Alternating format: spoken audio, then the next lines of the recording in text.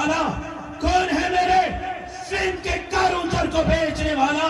کون ہے وہ جو نوکریاں بیچتا ہے؟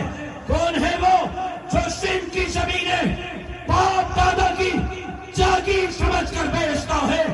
کون ہے وہ جیکب آباد والوں جو نوجوان نسل کے لیے آئس، کوکین، ہیروئن، شراب کا کاروبار کرتا ہے؟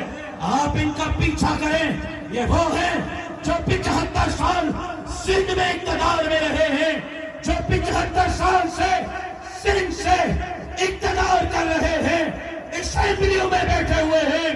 سندھ امن مارچ آج فیصلہ دے رہا ہے کہ 75 سال زیادتیاں برداشت کر لی ہیں، سندھ مزید زیادتی برداشت نہیں کرے گا۔